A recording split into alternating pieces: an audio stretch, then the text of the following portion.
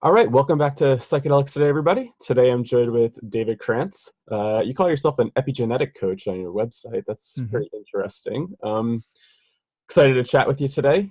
Why don't you give the listeners and viewers a quick little background about who you are and what type of work you do?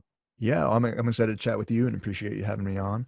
So I work with clients on really creating optimal epigenetic expression, and what that means is helping people live a healthy lifestyle.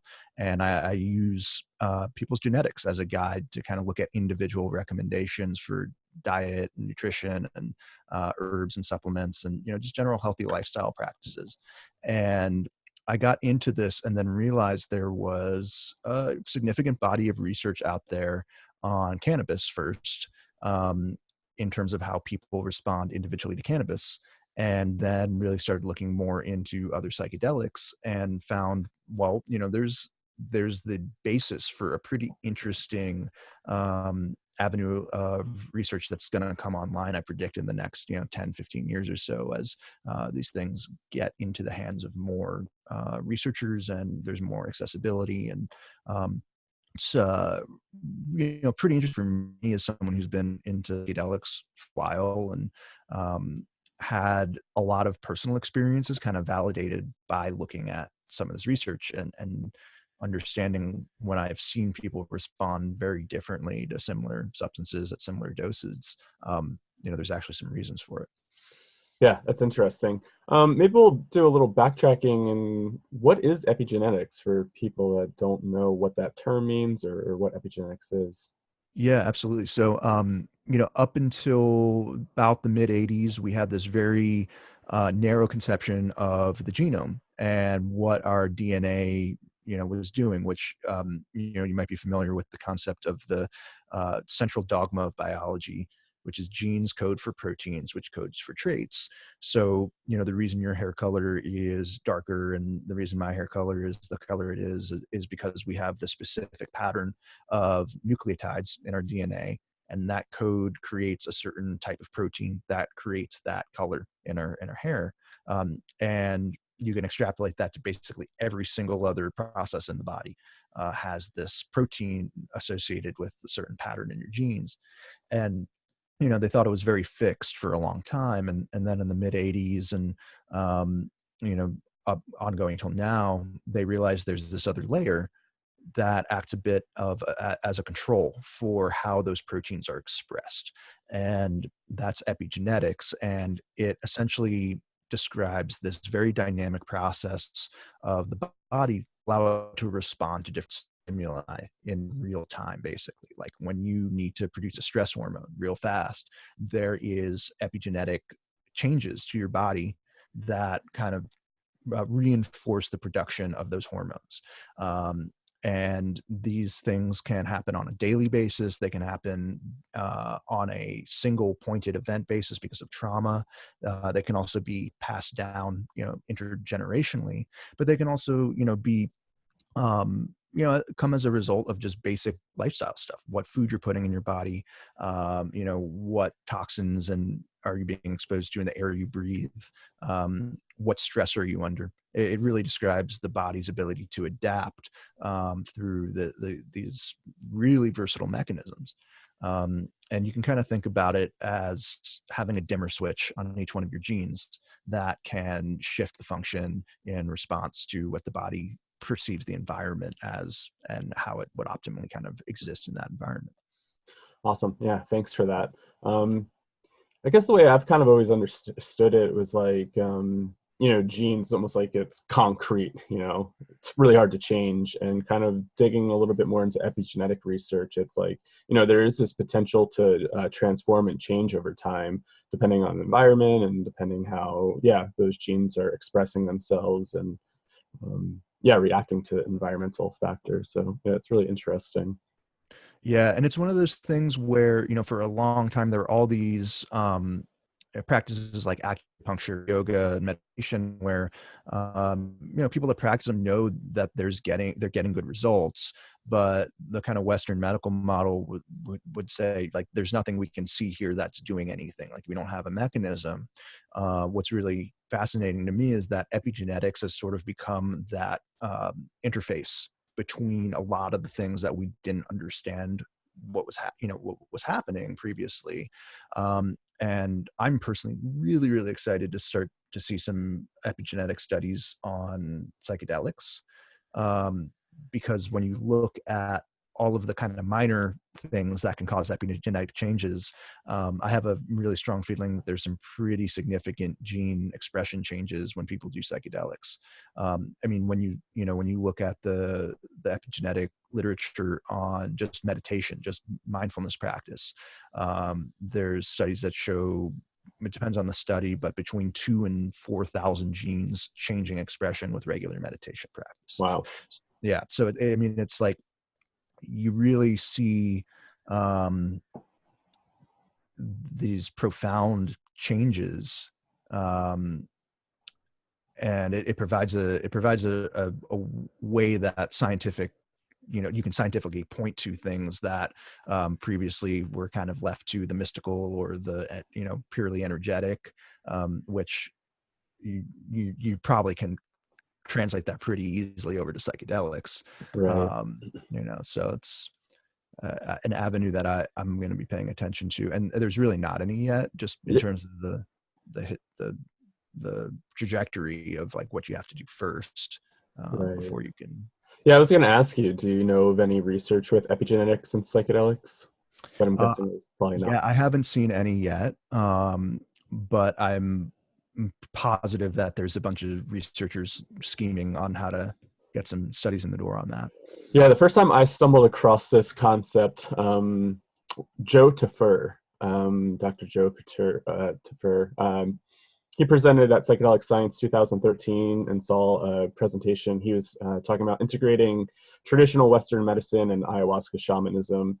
And just, he brought up the idea of epigenetics and epigenetic change with psychedelics. And I don't know if he's doing any research in that field still, but really interesting. He was kind of correlating, I think, traumas in a sense of like, here's a scientific way to talk about how traumas are passed down. In shamanic cultures, they kind of talk about ghosts or like unprocessed grief and whatnot. And then looking at the science, like, well, here's a potential like avenue to explore that and scientifically validate that, hey, yeah, traumas can get passed down. And where's the intersection between these like kind of folklore, maybe like animistic ways of thinking of, oh, like these ghosts are still around and they're impacting you, or well, what's actually happening on this epigenetic level where, yeah, the genes have changed in a sense and it's still continuing to affect you. Yeah, absolutely. And I think that the research that's on trauma and epigenetics and PTSD is really pretty robust at this point.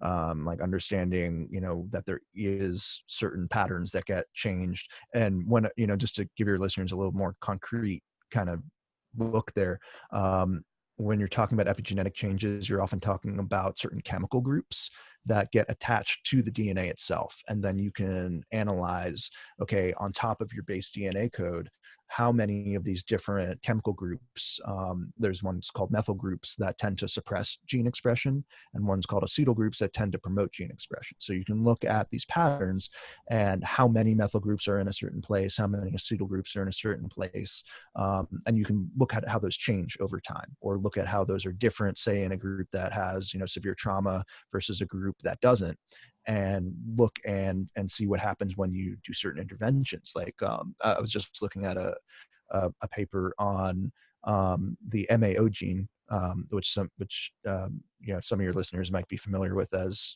MAO, that breaks down psilocybin or psilocin and other psychedelics.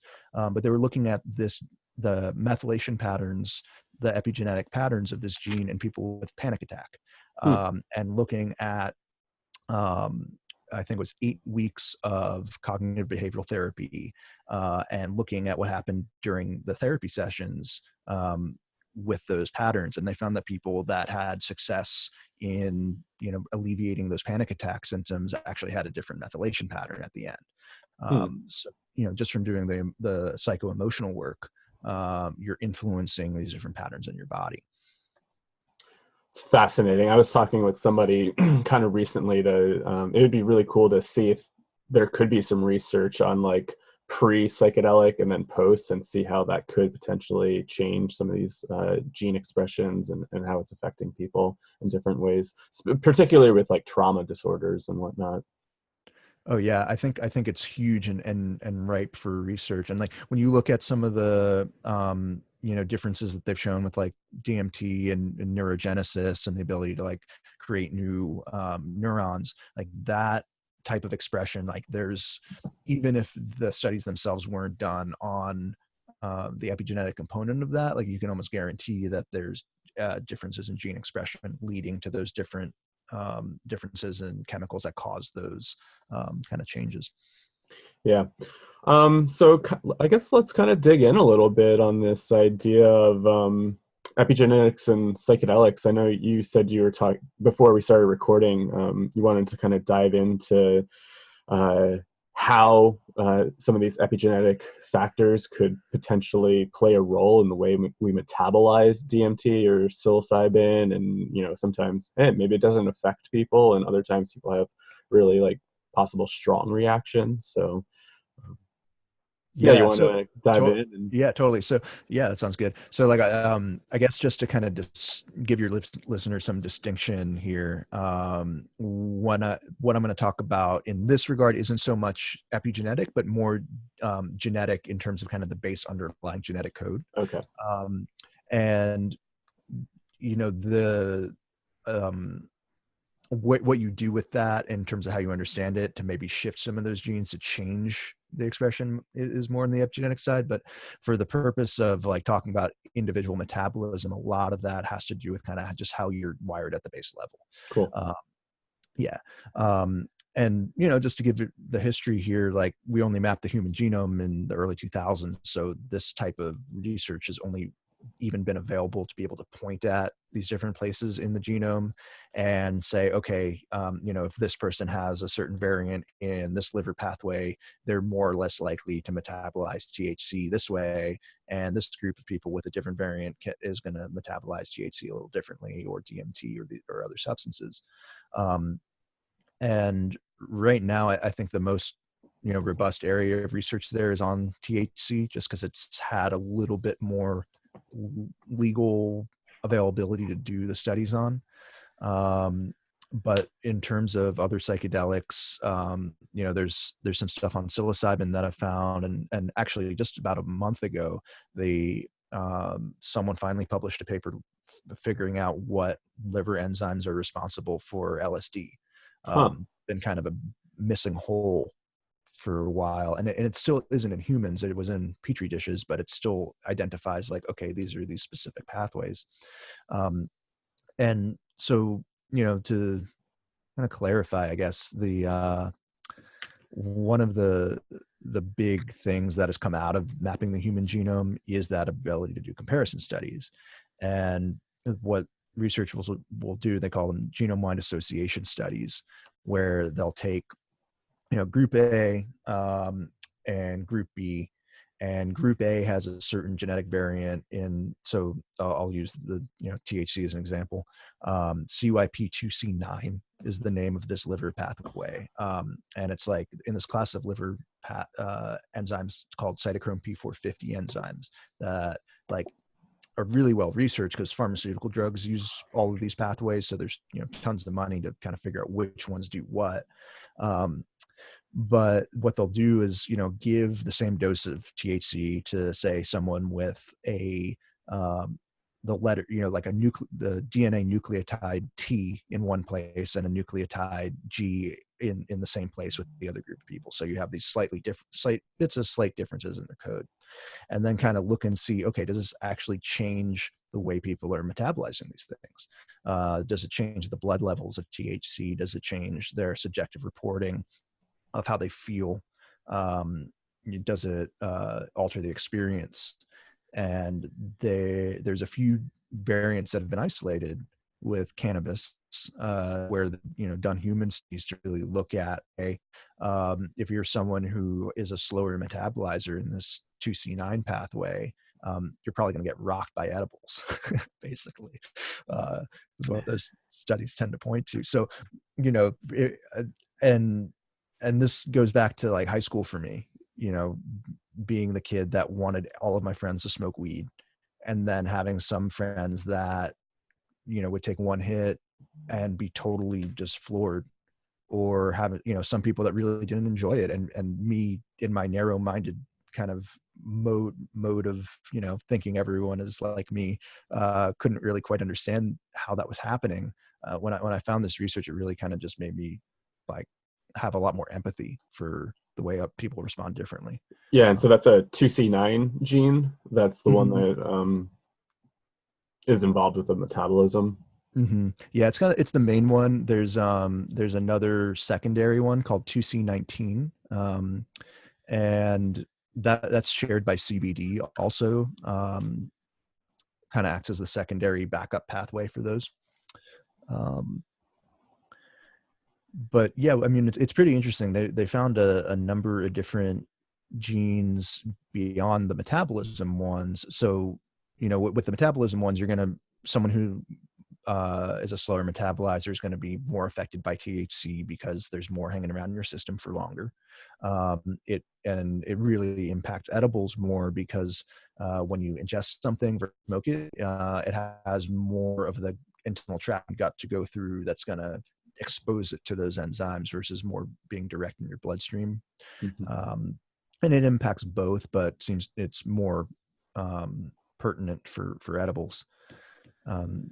But beyond that, there's a bunch of different variants that have been identified in the cannabinoid receptor genes, as well as some of the dopamine pathways that really can influence people's subjective response of that sense of like, I feel good when I smoke weed, or I get anxious and paranoid. And I've been running, a genetic panel that I kind of put together with all these different variants that I was able to find in the research, and ran it with about 50, 60 people at this point, and really am pretty amazed at how well those things correlate with people that enjoy weed or don't enjoy weed. What have you found? Mostly that people that are extremely sensitive to cannabis, or have had kind of an antagonistic relationship with it where they, get anxious and paranoid, it's 80-90% of the time I'm seeing that reflected pretty strongly in their genes. Wow. It's pretty interesting. And why do you think that is? Just because the THC and whatnot just lingers around more, or is it the way that it's binding to receptors and creating some sort of physiological changes and psychological changes in the body and mind?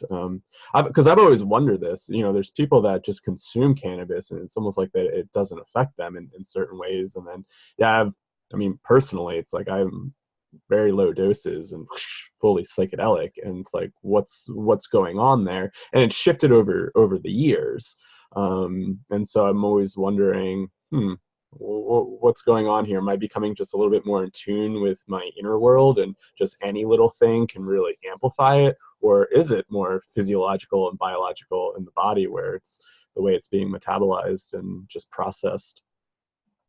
Totally. I mean, I think it's a multifactorial kind of answer, and I also don't want to get too far into the biological essentialism side of things, because I think there's so many individual psychological and emotional things that contribute to those types of experiences of potentially things being brought up that are difficult or hard to integrate. But on the biochemical side of things, I think it's a combination of all those things, where depending on how your receptors are shaped and wired exactly, there's going to be a little bit of a differential response to THC. Some of the better studies on that have to do with stress response, because the endocannabinoid system is really heavily involved in stress management, stress regulation, nervous system balance. And there's a variant in the cannabinoid 1 receptor gene that they identified, where they were exposing people in the study to like a scary or activating type event, and the difference in people's return to baseline was really noticeably different between one version of the cannabinoid receptor and the other, where some people were able to come back to baseline and manage their stress and their physiology much faster than the other group. And there's also some research that tends to indicate like more or less likelihood for developing PTSD after a traumatic incident, depending on that. And that's one variable. And then another variable you can look at with some of the genetics is levels of your own endocannabinoids. So, your body will produce these cannabinoids that activate those receptors internally. And there's these two enzymes that have been identified that break those cannabinoids down in the body. The two main ones, anandamide and 2-AE, they each have these enzymes that kind of control the levels of them. And there's these two genes that depending on which variant you have there, you're likely to have more or less of those enzymes. And so if you have more of the enzymes, you're likely to have less of your endocannabinoids. And those have been tied to a couple different things, including, again, better stress response when you have higher levels of your own endocannabinoids, but higher likelihood to use cannabis when you have lower levels of your own endocannabinoids. So that kind of gets into the balance theory there of there being potentially some kind of innate deficiency that when people are attracted to cannabis, like, I mean, I don't know about for you, and it might not be the same for you, but when I first smelled weed when I was like, 13 or 14, it like lit my brain up like a Christmas tree. And it was like, what is this? I need it, I still remember the first time I smelt it, and it was just Yeah. like, what is this? This is Right. so Yeah. exotic smelling, but it doesn't smell the same over time, which is Mhm. I find really interesting. Of what I Yeah. remember it smelling like, and now what it smells like, it just seems completely different. Yeah. And then we're getting into some of the epigenetic changes that happen over time, in terms of people that, smoke lots of weed. The receptors tend to get downregulated, in terms of having less of them or changing sensitivity to them. And I'm a little bit unclear right now on exactly how that changes over time, but it's one of the biggest questions I get. And I think that, I think it almost feels to me like sometimes people kind of use up their ability to interact with it in a really highly positive way, and then it starts to kind of not be as positive. And that happened for me. I mean, I smoked weed. I was an everyday weed smoker for years, and then once I quit for a couple of years, I kind of really changed my cognitive function. And um, but that's another thing too, is there's a bunch of variants that are related to cognitive function. Like you mentioned, people smoking all day and being fine versus other people who, really don't function well on it. And there's some genes related to, correlations with like short-term memory after smoking. Some pretty broad differences there. There's this one gene called COMT that it does a lot of different things. It's a pretty well studied gene, but it one of the main actions is it breaks down dopamine in the brain. So you can kind of predict dopamine levels a bit with COMT. But what they found with cannabis is that it strongly predicts short-term memory performance, with the certain variants having about a 40% reduction in working memory versus baseline versus not smoking, and the other variant on the other end of things having it was like an 11%, so like 30% difference, where one is relatively protective of cognitive deficits and the other one is pretty significant. Like if you're trying to do detailed tasks and remember information, 40% loss is pretty strong. Yeah. But yeah, and then there's some other things they've studied in the cognitive function domain that impact decision making, impulsivity, motor function, that type of thing. So you when you stack those on top of each other, you can imagine that you're going to get people that are going to be high functioning stoners, and then other people that, you know, are really not going to perform well and do well in their daily lives if they're smoking a lot. And so, you know, again, it's like I always come back to, like, most of these substances are neutral in their, you know, in a lot of ways. It's just kind of how you respond to it or how you use it. Right. And I think some of the underlying genetics can really inform, you know, if you're capable of using it in certain ways, and it, you know, to what degree of freedom you have within that. Right. Yeah, it's so interesting to even just like track how it's affected me over the years of like, yeah, pretty daily high functioning user to it's become more psychedelic for me in a sense. It's like my inner world becomes more alive, and you know, it's just like, whoa, this, you know, can't do like those really fine detail things. And you know, before Mhm. it was like, oh, I could write papers and be so creative, and then when I needed to get more detailed in like paper writing, it was like, this, I can't do this. I'm just it's too much. Yeah, and I wonder, you know, what all the other influences are besides just cannabis itself that might be impacting Right. that. I don't have an answer. I just kind of, Stress and who yeah. knows, yeah, a bunch of other things. I want to kind of come back to the edible thing. I know when the liver breaks it down, it kind of makes THC a little bit more potent. Is that correct? Yeah, yeah. So delta 9 THC, which is going to be kind of the main form that that THC initially comes in, gets broken down by the liver into 11 hydroxy THC, which tends to be a little more psychoactive. And so what happens, um, with um, with those variants that are that have the lower metabolism, is they end up with higher amounts of 11-OH-THC in addition to having higher amounts overall of THC in their system. Um, and what and so like the final product, well, I guess I can kind of explain. So it goes from delta 9 to 11-OH to THC COOH.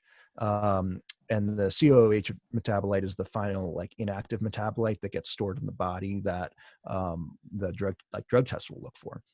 And so the same enzymes actually are are used in all those steps, the 2C9 enzymes. And so what will happen with the slow metabolizers that are producing lower amounts of those enzymes in the first place is that they basically use all of them up in the first kind of step of that. And so they end up with this 11-OH-THC that's in higher amounts because it can't get broken down into the final inactive form because there's just not enough of that 2C9 enzyme left. Um, and so there's actually speculation, and there aren't any studies to my knowledge, but there's speculation that the slow metabolizers actually, kind of counterintuitively, would have a better chance of passing a drug test because Huh. they don't actually end up converting the 11-OH THC into the COOH THC, which gets stored in the body. It's kind of interesting. Yeah, that is very, I haven't heard that before. That's really interesting. Hmm. Is there like any way to, I guess, affect that or influence it? Like, say if you're somebody with like more of a kind of a slow metabolism, and you know you get really affected by THC, and it's just really overwhelming for like somebody that takes edibles. Is there a way to maybe speed that process up or help modulate it a little bit, where you know it could help calm somebody down or maybe speed up that process of metabolizing THC in the body? Yeah, you know, I don't know of any really good ones. Like there's other 2C9 pathways that have really good inducers of them. Um, I don't know of any really good, like, safe ones for Mm, 2C9. Like there's a lot of pharmaceuticals that will do it, but it's not the type of thing that you just want to, like, take to kind of right. mess around with that pathway. Yeah. Um, there, you know, the other pathways, like, some of them have some more feasible ways to modify them, like For example, CYP, I think it's 2A6, or 3A4. 3A4 is the one that breaks down CBD, and you can modify that pretty strongly with like grapefruit juice will inhibit it. So like if you're familiar with any of the grapefruit juice warnings, that's one that you want to pay attention to. And then hold on, let me look at my notes here actually, if you don't mind, because Yeah. I'm gonna someone's gonna call me out on the recording if I don't get this right. On the So grape on the grapefruit note, I was just chatting with somebody who was doing a little bit of research on ketamine, and they were saying that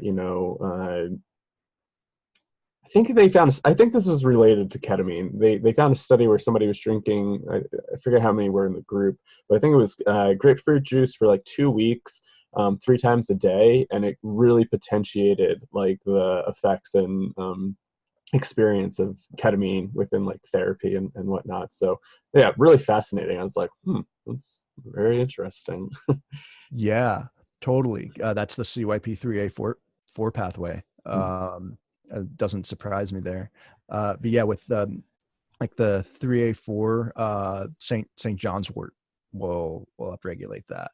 And then like the 2A6, which is going to break down like nicotine, resveratrol, which is found in like grape skin. It's one of the reasons why people say drinking red wine is helpful. That'll upregulate that. So you can modify it and modulate some of those, and that's some of the stuff that I work with my clients on, not necessarily to like change the response to certain drugs, but just looking at overall detox capacity on a sustainable level in general. Makes me wonder like how much like food plays an influence in some of this stuff. When you're even thinking about say like dieta for like ayahuasca, like how ingesting certain foods could potentially influence the experience, or like how food in general could like really mess with our chemistry in the body, and how that's affecting us in certain ways. Yeah, I think it's huge. I mean, I was just in Ecuador working, doing yahe and with the tribe, and they fed us plantains during the whole time we were doing it, which is kind of their tradition. And sure enough, um, the it has 5-HTP, and I think it's one of the only plants that has like direct serotonin in it as well, like straight up serotonin. And so I'm sure there's lots of variant things in food that can impact it. Like with psilocybin, one of the interesting things I found in the research was in order for psilocybin to get converted into psilocin, which is really kind of the active form, Mm-hmm. you need a chemical in your body called alkaline phosphatase. And that's like a typical thing that gets looked at on a standard blood panel, just like it's really important for bone formation and other processes in the body. But if you have low alkaline phosphatase, you can't convert psilocybin into psilocin. Hmm. And there's like vitamin C deficiency, zinc deficiency, B6 deficiency, all are associated with low alkaline phosphatase. So depending on, if you're kind of missing an essential nutrient in there, I think it could pretty radically alter someone's psilocybin experience in terms of the potency. Interesting.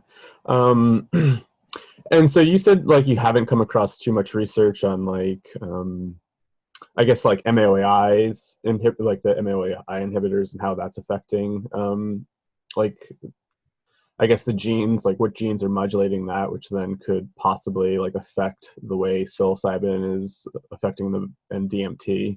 Mm-hmm. Yeah, I mean, I haven't seen any real studies on psychedelics in humans, but I have some personal experience with it. Mm. Where I had a coaching client that went to 2 different ayahuasca ceremonies and didn't trip at all. Had like a total null experience, and was really kind of freaked out by it in a way, like really disconcerted, like why isn't my body responding? And I was curious, so I looked at her MAO genes, because there's pretty good studies on just, you know, MAO levels and related to these variations in MAO genes, and she had almost all of the variants that were associated with high MAO levels. So she was likely just breaking down the DMT in that, you know, to a higher degree than the MAO inhibitor in the brew was really, you know, working as well. And, you know, she probably would have just needed a higher dose of DMT or higher dose of the MAOI. And I think that's a pretty common,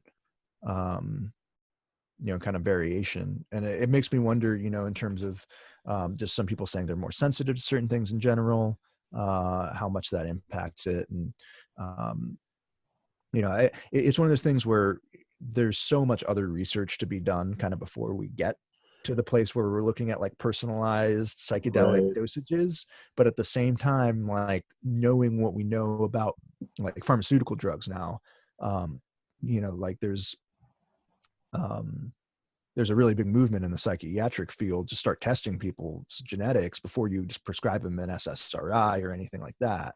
Right. And Personalized medicine, right? Just being able to yeah, test what's going on and really cater to the person's genes and how their body.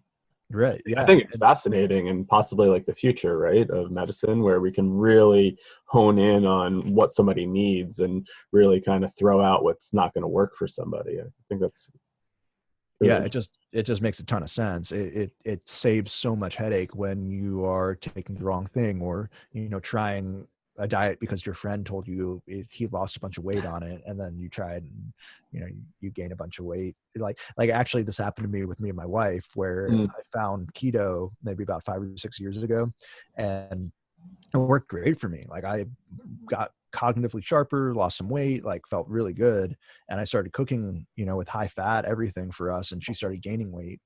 mm. And, you know, it was really frustrating for me. And then once I looked at both of our genes, it just made total sense in terms of why that was happening. Because she has all of the factors that would really make doing high fat a bad idea. I've got the ones that really would indicate like, yeah, this is something worth trying. So it's like just kind of ruling out those potentials before you get into a place, especially with powerful substance like psychotropic drugs. You know, it's like if you can figure out which one someone is going to have a better experience with, like that seems logical to just go ahead and try and do that testing if you can. Right. Yeah, and it's so interesting about like people not having an experience. So I've definitely seen people eat a lot of mushrooms and not have any, you know, quote unquote, oh, like it's so and so. I'm like, what? Yeah. Like, I mean, Right. yeah, when we were down in Jamaica last year, it's like, you know, seeing some people eat like 10 to 14 grams, and it was just like, and I was like, what? Like, and there's not you know, I'd be incapacitated at that point, Oh like yeah. laying down and having crazy visions and stuff. But like, it really got me thinking. I'm like, what's going on here? You know, is it the set and setting?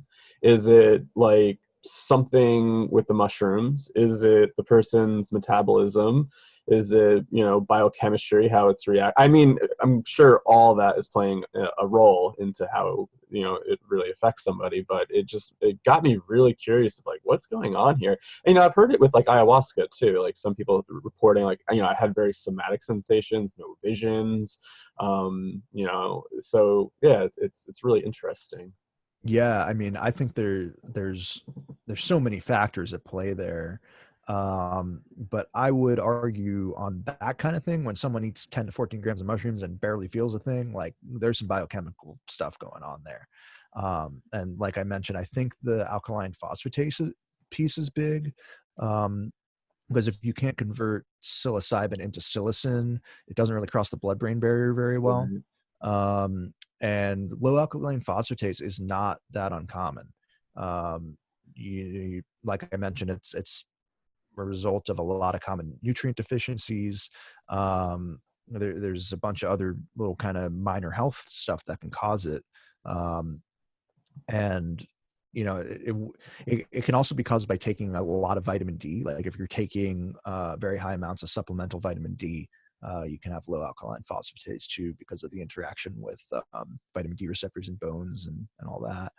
Um, So, that's kind of the first step. And then there's MAO, which, people have different kind of natural levels of, and then there's another step after that, called glucuronidation in terms of the metabolism of psilocin. Once that's um, uh, metabolized by MAO, and that's another step too. And there's variations in that gene. So it's one of those things where, say someone is going to have less, or very fast metabolism and break down those things very quickly, or not be able to convert very much of the psilocybin into psilocin, then I think it's totally possible that they're not going to get any psychedelic activation from that.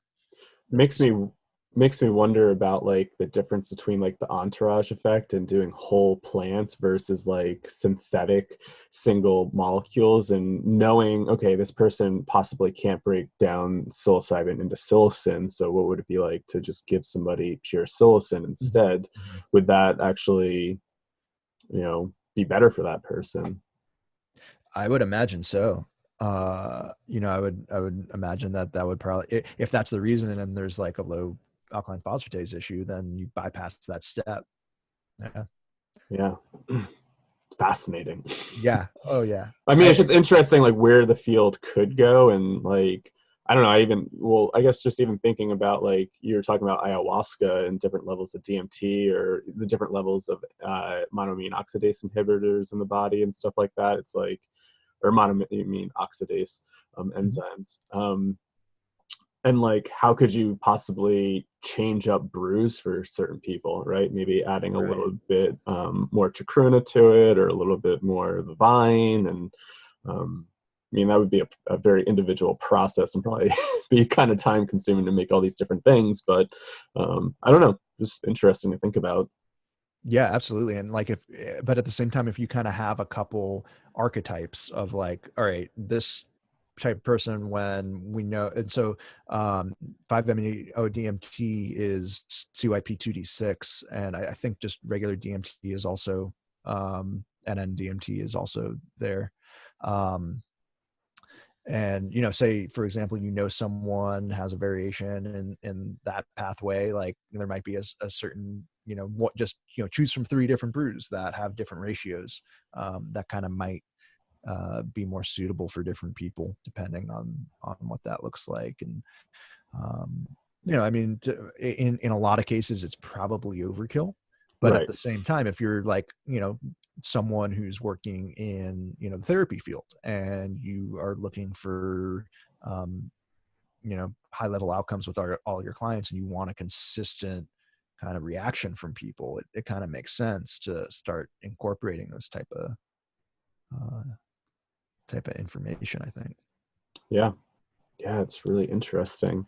Um, So I guess like one question I heard you talk about on another podcast, like getting tested for your gene types. And so how would somebody go about doing that? Like if they really like, if they're like frequent cannabis users and they really wanted to know, hey, what type of genes do I have and how is it affecting me? I mean, maybe some people could guess by the amount of edibles they eat and know how it affects somebody, but I don't know. What's your take on getting tested, like getting tested and knowing what genes are, in your body? And Yeah, so I'm affiliated with a company called Epiron. That's a genetics testing company, and I've helped develop some of their testing protocols for the cannabinoid piece. And I like our test a lot because when you look at companies like 23andMe or Ancestry, kind of the more typical ones that people think of, part of their business model is built on selling people's genetic information to pharmaceutical companies and private interests. And we've gone through extensive lengths to protect people's privacy and data with our tests. So just from a safety and data security perspective, I really like what we have set up. So, I do testing for people. There's a lot of other venues and places, but I know that our test is very safe and secure, and I trust it. And in terms of the information, it's very focused on wellness and action items, like what can you actually do with the information, versus something like 23andMe that's going to give you disease risk profile, but not necessarily give you the steps to like make the epigenetic changes that are going to lead to, the best outcomes. So that in terms of testing, if any of your listeners are interested, they can get in contact with me and I can help them out with that. But there's plenty of different options out there. It just kind of depends on your level of comfort knowing where your data is going. And I would suggest for people to be very cautious with it, just because behind the curtains, a lot of the business models out there for genetic testing companies are built on data sales. I still have my 23andMe sitting in my closet for that reason. I'm like, do I want? I know you can do it anonymously. Yeah, you can always make a fake email and do that. And I mean, I did 23andMe years ago because I was like, I understood the risks and trade-offs. This was before I had access to this test. And I was like, well, it's worth it for me to know this stuff and check it out. Do you think it's worth it for people to know this type of information? Oh yeah. I mean, I really do. I think it's something that takes so much guesswork out of, understanding what nutrition is correct for you.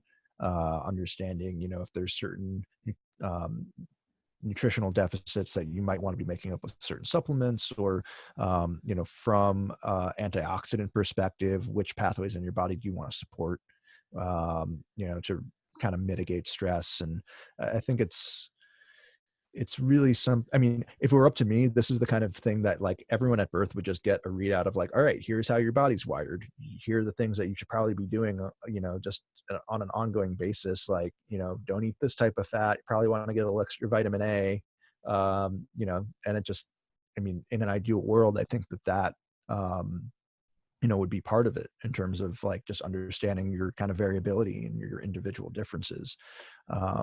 And like when I work with clients, it creates such an easy shortcut to kind of get right to the point without having to experiment endlessly. And it kind of takes out what I refer to as supplement aisle syndrome, where you're like standing in front of the supplement aisle in Whole Foods and you're like, everything is supposed to be good for me. Like, what am I doing? I don't know. I mean, I guess I could do all of them. But it just kind of, narrows down the options to something that is easy. Yeah, I'm not too familiar, I guess, how a lot of the genetic testing works, but do a lot of doctors do this? Because I always wonder this. I'm like, why does it seem like some of these companies are getting involved and making profits off of it versus like, why can't you just go to a doctor and get it and have everything a little bit more private and maybe a little bit more ethical in some sense? Yeah, you raise a really good point there. Like the direct-to-consumer testing stuff that's out there right now, a lot of it is a cash grab. A lot of it is people kind of taking advantage of people that just want the inexpensive option that they can, buy from home and not have to deal with that. And there are doctors that are incorporating this right now. You tend to see it more in like the functional medicine space, in the, more personalized holistic care space. And, it's slowly making its way into the mainstream a little bit more. I mean, it's the most typical area you see it in is in psychiatry right now, with them ordering kind of screens to look at what type of, SSRIs or other psychiatric medications are going to work best for people. But again, it's in this very narrow scope. Like I've had clients bring me those tests and they're looking at, maybe 10% of what you could do with that information. It's like here it's solely focused on, well, what type of pharmaceuticals can we prescribe you? It's like Right. just an extension of big pharma. Whereas you can look at that same information and say, oh, well, here's like, 15 different things you could do to your diet and nutritional profile to, also kind of alter potentially some psychological functioning neurotransmitter outcomes. And so it's like, you kind of, it's a little bit frustrating to me when I look at what's going on in the market, but also very exciting when I look at people that are really taking the care and space to like really figure out how to use this information well in terms of supporting, really like a whole complex systems approach to health, which you can't narrow it down to one variable and, one pharmaceutical. You got to look at it from all these multifaceted perspectives. And that's actually where I think that genetics really, really shines in terms of being able to look at, gene function and say, all right, well, we know this gene function is related to these 6 different inputs. You could affect this through exercise or through food or through light exposure or through the way you manage stress. And all those inputs are going to epigenetically kind of shift the same gene in a way you want. So you can think about the idea that, like, okay, holistic living is important. You actually get a scientific validation of those ideas by looking at, okay, we know, all of these different factors are going to impact this gene in a certain way. So then you can very, kind of specifically target certain pathways or genes in the body through a number of different inputs and mechanisms that way. And I think that's really where genetics are, most useful in terms of just understanding, like, how do I want to support my body at this very deep underlying level? And not only can I do it with this, one specific way, I can also kind of stack these other things to kind of stack the deck in my favor, Yeah. Sifting through all this research that you've been doing, are you excited about anything that's possibly happening in the psychedelic field? Like, where could this be implemented, or like, where's things like a little under research? Where could there be more research done? Any thoughts? Yeah, I mean, I think the whole field of all of it, basically, in terms of looking at individual response and metabolism to all the psychedelics. There's some research on MDMA. I think MDMA actually has the best stuff out there, but I'm not sure that they've really done much with that in any of I know they haven't done anything with that yet in the therapy stuff, just because you got to validate it first in general and then focus on the individual stuff. But I think that epigenetics of psychedelics, like we were talking about earlier, is probably going to validate and elucidate a lot of the mechanisms that people see for kind of these spontaneous shifts and ability to overcome trauma.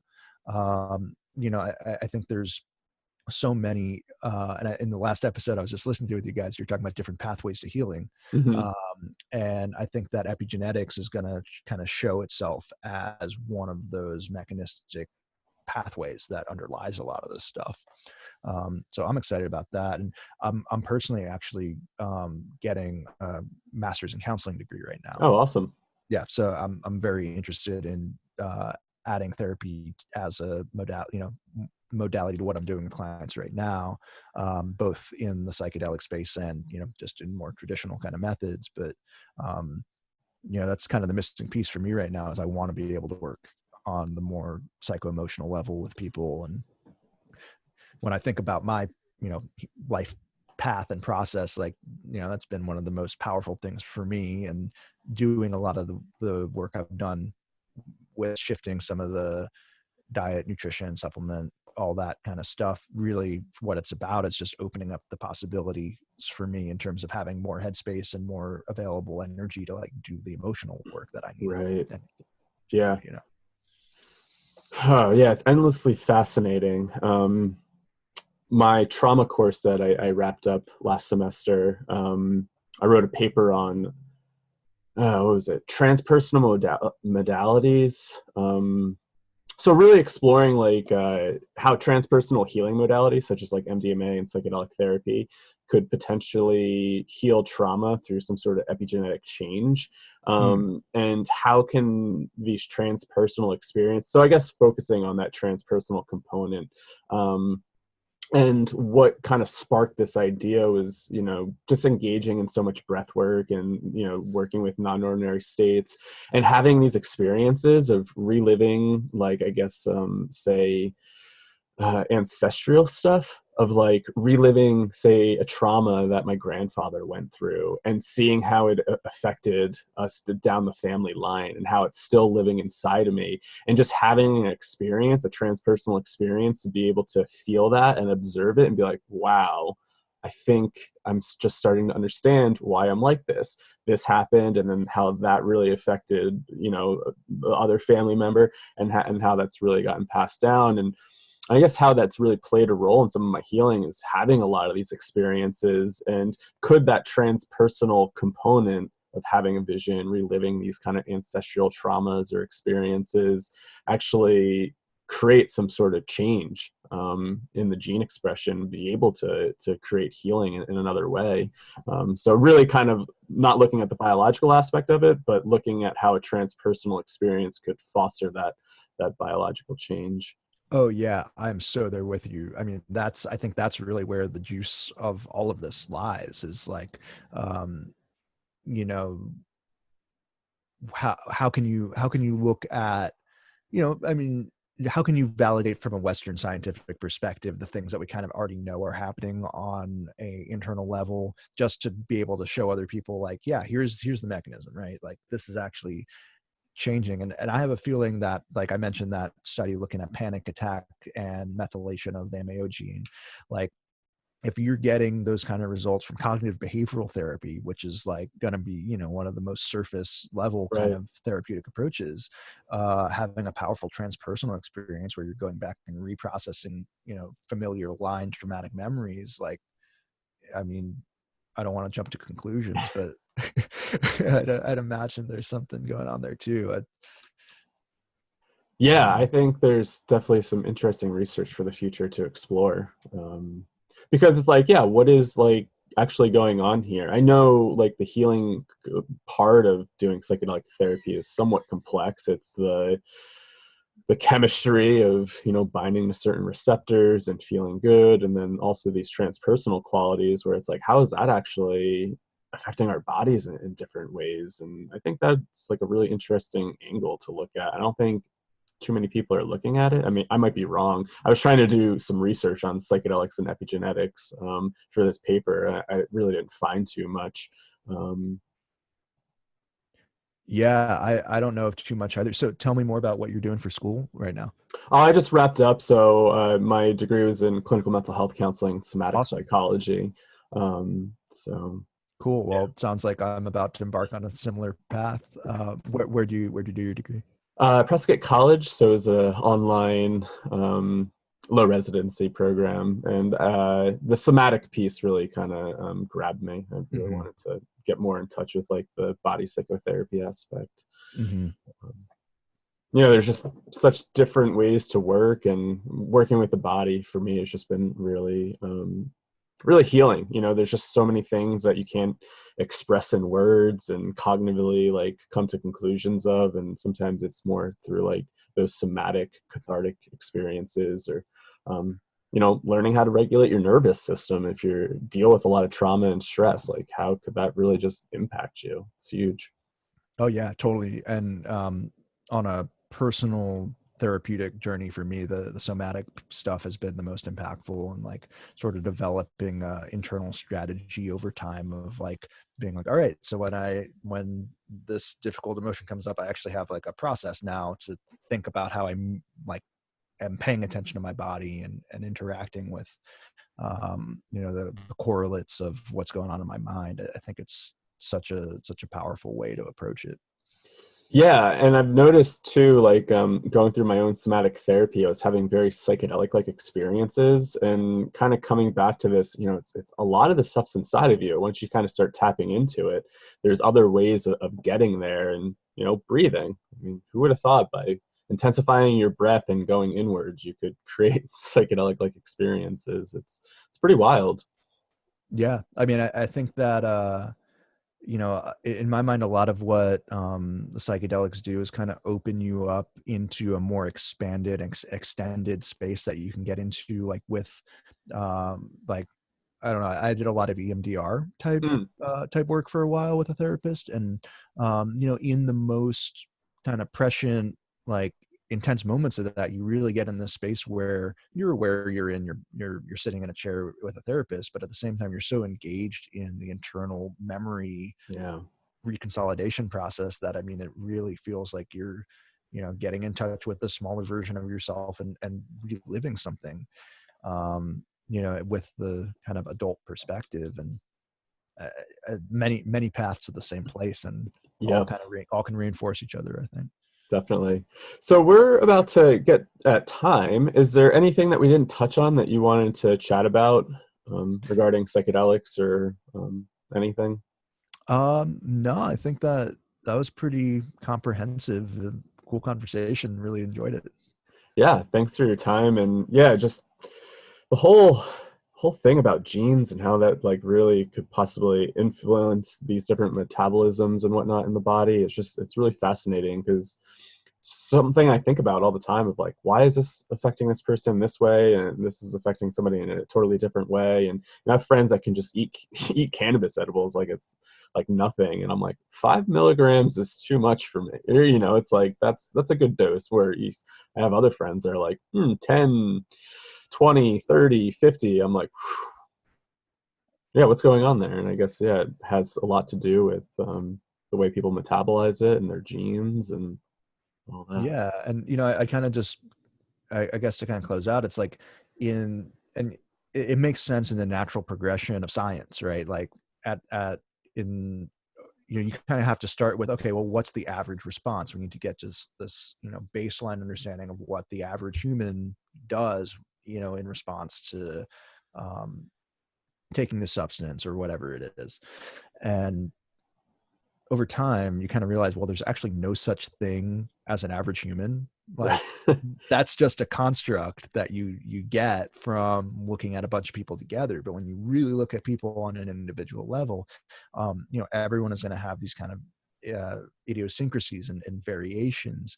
And looking at personalized medicine and wellness and the fields that are really expanding right now, and I think using that as a model for the most efficacious use of psychedelics is a really smart idea, because what that says is, okay, because there's no such thing as an average human, let's stop treating people like average humans and start treating them like they're actually their own individual people, and stop leaving the outliers out. When there's like, if 75% of people respond to this in a particular way, well, then what happens to the other 25% of people? Do they, how do we work with those people? And I find that in a lot of my clients, like, those are the people that I end up working with, is that, those are the people that haven't responded to the typical traditional way of doing things. And they're kind of looking for that information to understand their bodies on a deeper level, why they're wired in a particular way that's causing them to respond that way.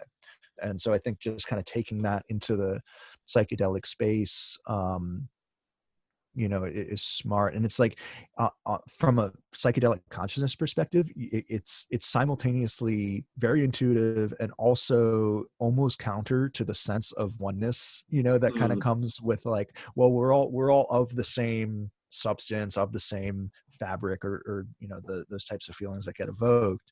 But it's like, yes, and there's so many different individual tiny little combinations of all of this magical fairy matter dust, whatever it is that we're made out of, that's something that's worth looking at too.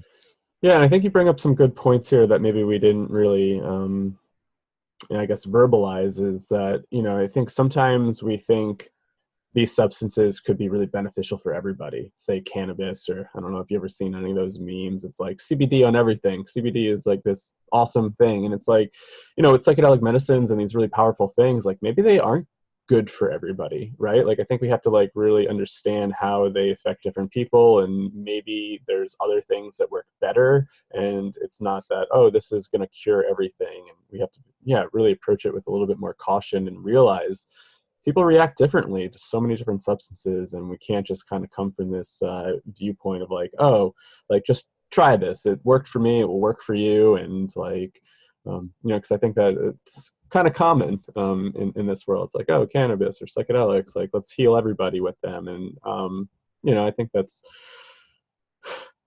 nice to think about, but yeah, is it actually the best approach for some people? Probably not. There's people that probably shouldn't be touching these substances, you know, when you think about like possible psychotic breaks, or how could that really push somebody over the edge, or um, yeah. Yeah, and I think that mentality comes from a good place. Like if you've had a positive experience, and this is, very much how I used to be with thinking everyone should smoke weed because everyone would be a lot chiller and the world would be a better place.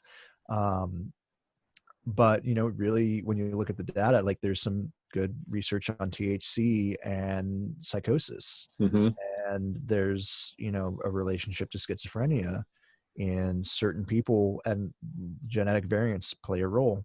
um, there's certain people that have certain variants in the dopamine system that seem to be predisposed to higher incidence of schizophrenia and other psychosis with cannabis use. And there's some question of chicken or the egg there, but at the same time, like in my mind, as someone who has broken through their own cognitive dissonance around this, as a lifetime stoner who doesn't want anything, who used to not want anyone to say anything quote unquote bad about Right. weed.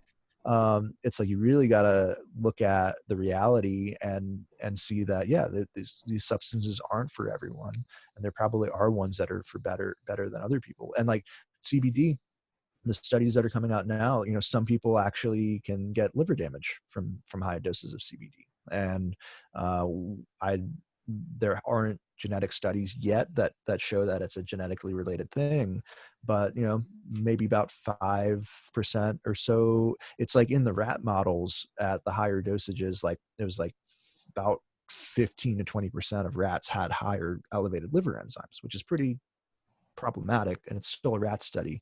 But you do see it with people taking higher doses.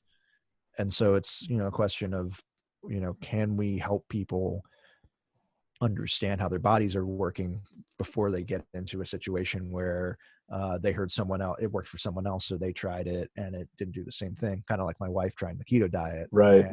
and that was me forcing it upon her. It's like even everyone has the best intentions. So like I don't know. I tread now with a lot more caution with a lot of this stuff, and really thinking about